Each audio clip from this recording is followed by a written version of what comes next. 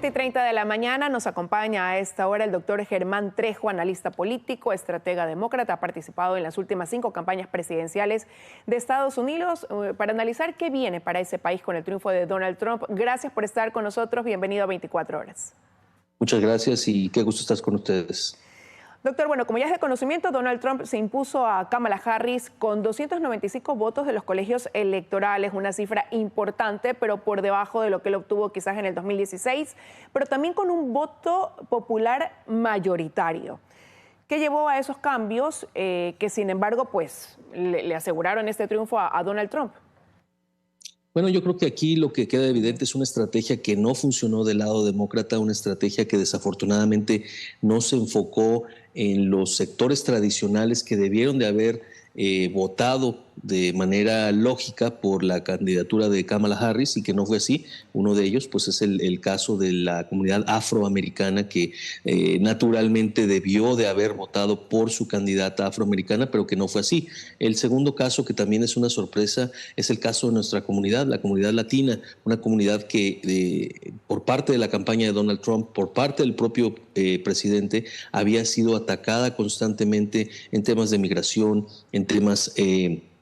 El último comentario muy desafortunado, incluso xenofóbico, que se hace por parte de la campaña del presidente Trump en contra de la comunidad puertorriqueña y de la isla de Puerto Rico en específico, y que pensábamos que iba a poder permear y movilizar en favor de los demócratas ese voto latino, y que no fue así, sino que todo lo contrario, es un voto que crece sobre todo en un estado clave como fue el estado de Pensilvania. Entonces hubo deficiencias por parte de la campaña de Kamala Harris, no se leyó la propuesta bien, no se llegó a alcanzar a esas comunidades tradicionales y desafortunadamente, pues bueno, estas son elecciones que a diferencia de las elecciones en nuestros países se llevan a cabo en 50 diferentes estados, son 50 elecciones, si lo podemos ver de esa manera, y en esas 50 elecciones pues el Partido Demócrata no estuvo preparado, no siguió la estrategia que debió de haber seguido y bueno, los resultados los tuvimos ahora en la elección del martes pasado. Ahora hay estados claves donde predomina la población también latina, ¿no? Dentro de estos denominados estados bisagra. Arizona, por ejemplo, tiene una gran comunidad de ciudadanos mexicoamericanos. Usted mencionaba Pensilvania, donde se ha calculado que hay más de 600,000 puertorriqueños, por ejemplo. Lo mismo pudiera pasar en Nevada, pero ¿cómo influyó en esta elección, en ese sentido, el voto latino? Que para algunos es difícil de comprender, sobre todo cuando él ha hecho anuncios de una política migratoria dura que va a aplicar apenas llegue al poder, con la deportación masiva de indocumentados y muchos de ellos, pues obviamente latinos.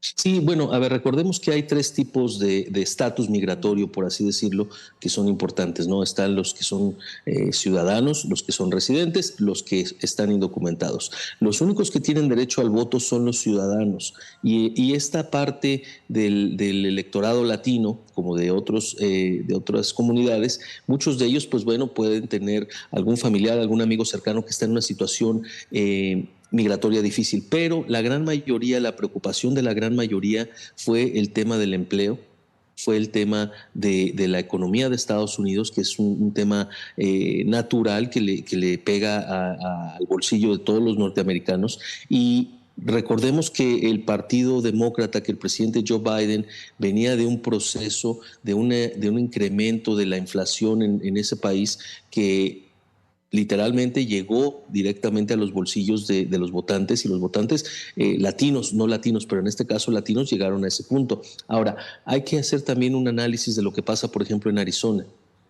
La candidatura de la vicepresidenta Kamala Harris llega por debajo del número o del apoyo, del porcentaje de apoyo que obtiene, por ejemplo, un ex congresista que ahora se vuelve senador de los Estados Unidos, que es Rubén Gallego, latino, él, inclusive su perfil muy interesante, él fue cliente mío en algún momento, una persona que viene de las Fuerzas Armadas, que fue parte del ejército norteamericano en Irak y que se vuelve ahora senador de la República latino, ¿no? Eso es importante.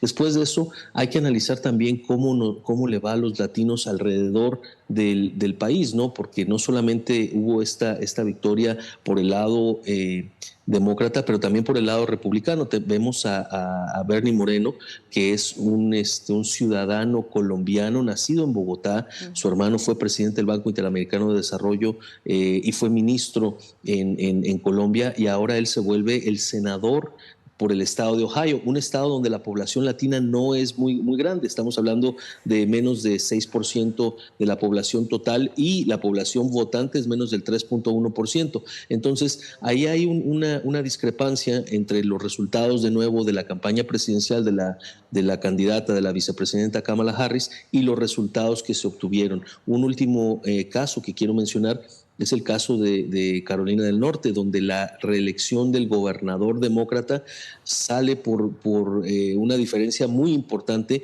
mientras que el presidente Donald Trump en la presidencia le da la vuelta a ese estado. ¿Qué quiere decir? Que el votante en Carolina del Norte votó, por un lado, por el candidato demócrata a gobernador, y por otro lado, por el candidato republicano a presidente. Quiere decir que la oferta presidencial fue mucho más consistente, mucho más convincente por parte del presidente Trump que de la vicepresidenta Harris. Ahora, si bien el respaldo del voto latino fue mayor en esta ocasión en relación al 2020 para Donald Trump, hay una encuesta de Edison Research hecha para un medio internacional que dice que el respaldo latino se inclinó más hacia Kamala Harris, así como el voto de las mujeres y de aquellos que tienen entre 18 y 44 años de edad, mientras que quienes tienen de 45 años en adelante le dieron su voto a Donald Trump. ¿Qué quizás pasa que el mensaje de Trump no logra calar en los más jóvenes? Así es. Bueno, yo creo que aquí hay un tema. Las campañas seguimos siempre un modelo que es el modelo de microsegmentación. ¿Qué significa esto? Que al igual que una marca, una marca normal, una marca comercial, el mensaje se enfoca para primero identificar, después persuadir y por último movilizar a los votantes de acuerdo a ese segmento al que pertenecen, ya sea un segmento generacional, es decir, de edad, ya sea un segmento geográfico, el voto rural, el urbano, el semiurbano, etcétera, etcétera. Pero también está un voto que es muy importante y que es el voto que no solamente le ha dado las victorias en los últimos años a los presidentes en Latinoamérica, pero también en los Estados Unidos, que es el voto de lo que nosotros llamamos el voto ista. ¿Cuál es el voto ista? Son aquellos ambientalistas, animalistas, feministas y todo lo que termina en istas, activistas. Este tipo de votante no es un votante tradicional, es un votante que vota de acuerdo a sentimientos y a emociones. Y ese creo que fue la gran capacidad que tuvo la campaña de Donald Trump de llegar a ese voto, de conectar con esos votantes y de alguna manera poder identificarlos y movilizarlos el día de la elección. Ahora, Donald Trump llegará a la Casa Blanca con un Senado en su mayoría republicano y también con una mayoría en la Cámara de Representantes. ¿Qué va a significar eso dentro de su gobierno? Bueno, hay dos impactos en esto, ¿no? Está el impacto dentro de los Estados Unidos, que es muy importante, pero también está el impacto dentro de nuestros países en Latinoamérica, que tenemos que empezar a saberlo leer y entender en este nuevo contexto.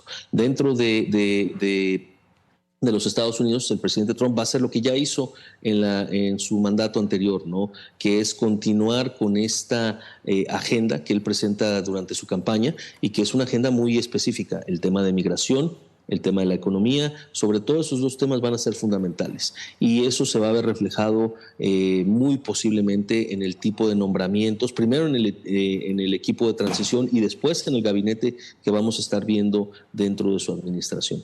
Ahora, si nos vamos a Latinoamérica, yo creo que hay 5 o 6 países que van a estar presentes o muy presentes dentro de la agenda de la nueva administración de Donald Trump. El primero de ellos sin duda es México.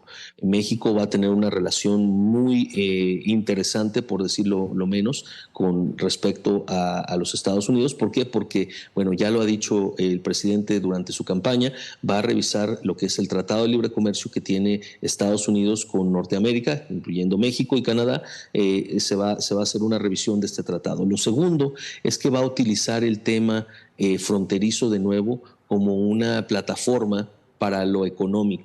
¿Qué quiere decir esto? porque sabemos que Estados Unidos se encuentra en una guerra comercial con China y que esto había abierto una posibilidad para México de movilizar hacia ese territorio plantas de maquiladoras, lo que se llama el nearshoring. El presidente Trump ha dicho que va a utilizar inclusive la fuerza militar para cerrar la frontera y para impedir e imponer tarifas e impuestos a los arancelarios a los productos que vengan de México, si es que México no logra cerrar sus fronteras en el tema migratorio. Eso también es importante. Otro país que creo va a tener una parte importante, ya lo decíamos, es el...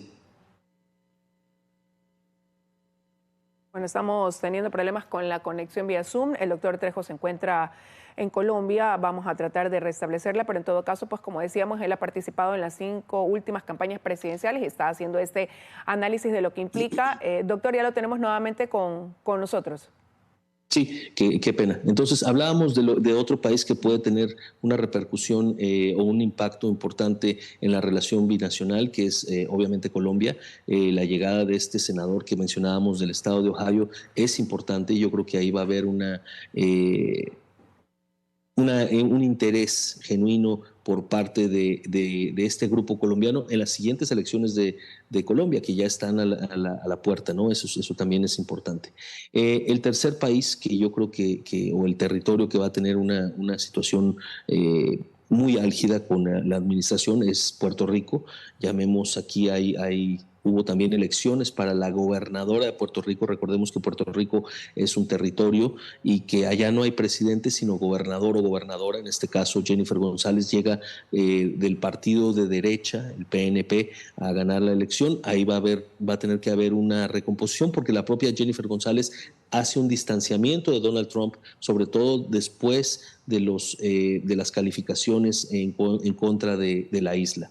Pero también veamos tres países muy rápido. Venezuela, en donde tenemos una comunidad venezolana que ya ha llegado a los Estados Unidos en sumas muy importantes y que va a haber una revisión migratoria de eso, pero también lo postelectoral. Se le complica a Nicolás Maduro el tema de su permanencia en Venezuela. Otro país que seguramente va a tener un beneficio por la llegada de Donald Trump y sobre todo alguien como Martín Vizcarra en el Perú, que fue presidente durante su administración, que lleva una buena relación con la administración de Donald Trump. Ese es otro país importante y recordemos inclusive el propio Ecuador. Ahí hay que revisar temas muy interesantes. No voy a entrar en política doméstica, pero hay cuestiones en donde el propio Departamento de Estado había hecho señalamientos en contra del expresidente Rafael Correa en materia de corrupción. Pero bueno, yo creo que hay que revisar cuál va a ser esta nueva geopolítica y yo creo que esta nueva realidad le da no solamente a Estados Unidos un nuevo contexto, sino también un tema importante a nivel geopolítico y a nivel regional, ¿no? Sin duda mucha expectativa y hay jefes de Estado que incluso están gestionando reuniones con Donald Trump previo a que asuma su próximo mandato. Me quedan 45 segundos y no quiero dejar de preguntarle si va a poder cumplir con su ofrecimiento también de contribuir con la paz en los conflictos que hoy se libran, por ejemplo, en Medio Oriente, lo que pasa en la Franja de Gaza y también lo que pasa en Ucrania. Bueno, yo creo que aquí también hay un viraje importante en cuanto a la posición de lo que pasa en Estados Unidos con respecto a estos conflictos. Sabemos que hay una relación relativamente o mucho mejor con Vladimir Putin, el presidente de Rusia, que la que tenía el presidente Biden. Entonces ahí debemos de ver cuál es esa nueva realidad, ¿no? También sabemos que hay un acercamiento con el presidente de Ucrania, con Zelensky. Entonces debemos de ver cómo va a reaccionar esta cuestión. Y lo otro es en el tema del conflicto entre Israel y Palestina, sobre todo entre Israel y Hamas. La comunidad israelí yo creo que obtiene una victoria con la llegada de Donald Trump, a pesar de que los votantes de origen judío en Estados Unidos siempre han sido tradicionalmente demócratas. Creo que la postura del presidente va a ser mucho más dura en cuanto al conflicto. Yo creo que ahí va a haber alguna cuestión importante. Recordemos que el presidente Trump puso un embargo muy fuerte económico, sanciones importantes a Irán, y eso seguramente se va a ver reflejado en cuanto a la relación de los países del Medio Oriente con grupos extremistas como lo son el de Hamas, Hezbollah y otros de ellos, y en el apoyo sobre todo de los Estados Unidos a la presidencia a Israel, que creo que es fundamental en este conflicto. Algunas de las proyecciones de lo que se viene una vez que Donald Trump asuma nuevamente el mandato de los Estados Unidos. Quiero agradecerle, doctor Trejo, por habernos acompañado esta mañana. Muchas gracias, saludos. Que tenga un buen día.